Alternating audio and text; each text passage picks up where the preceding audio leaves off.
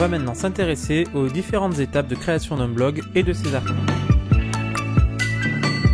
Pour commencer, on va s'intéresser à la création d'un blog en 6 étapes. Tout d'abord, il est nécessaire de définir la cible. Est-ce qu'on va s'adresser à des clients en B2B, en B2C, à des jeunes? Et quel est l'objectif principal?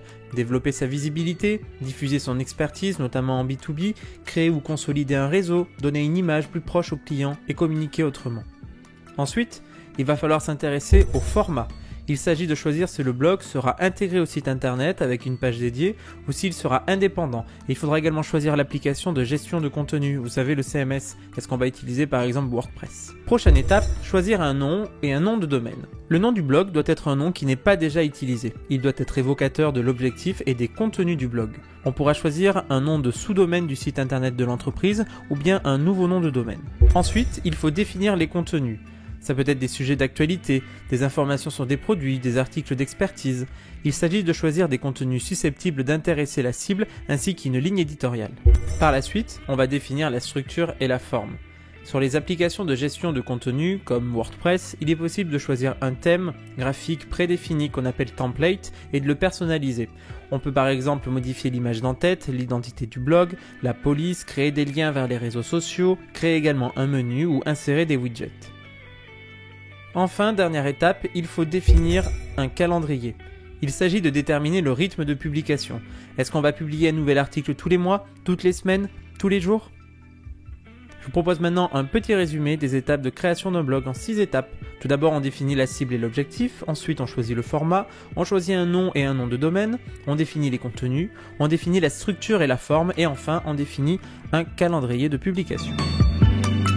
Alors tout ça c'est bien beau, on a créé notre blog, mais maintenant on va s'intéresser à la procédure de création d'articles. Rédiger un article sur un blog, ça se fait en 6 étapes principales.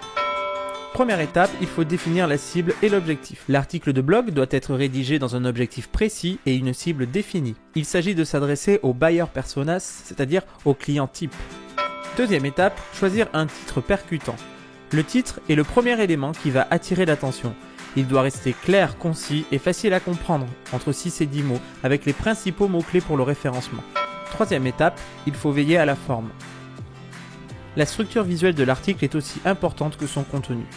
Il s'agit de structurer le texte avec des titres et des sous-titres, mais aussi de mettre certains passages du texte en relief avec le gras et l'italique. Il faut privilégier les phrases et paragraphes courts, pas plus de 4 phrases par paragraphe, avec la possibilité d'intégrer des listes à puces ou numérotées. Les titres et sous-titres permettent également de hiérarchiser l'information. Quatrième étape, il faut se concentrer sur le fond. Il est nécessaire de fournir un contenu suffisamment riche, dense et approfondi pour les cibles visées, sans quoi il n'aura aucun intérêt pour eux. Les lecteurs veulent savoir le plus vite possible de quoi parle l'article, s'ils sont concernés ou s'il va leur apporter une réelle réponse ou plus-value. Cinquième étape, il faut illustrer les écrits avec des images. Choisir une ou plusieurs images permet d'aérer l'article pour le rendre plus agréable à lire. C'est une sorte de pause dans la lecture qui limite l'impression d'un article interminable. C'est aussi une source de valeur ajoutée. L'image permet de clarifier le contenu ou apporte des précisions complémentaires. Enfin, sixième étape, il faut placer un appel à l'action. Il s'agit de faire un appel au lecteur et de placer un appel à l'action dans la conclusion. Il va peut-être pouvoir commenter, lire un autre article, s'abonner à la newsletter, partager sur les réseaux sociaux ou contacter l'entreprise.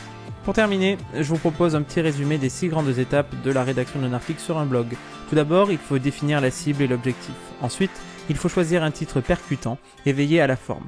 Il faut également se concentrer sur le fond, faire attention aux images qui vont être utilisées et placer un appel à l'action.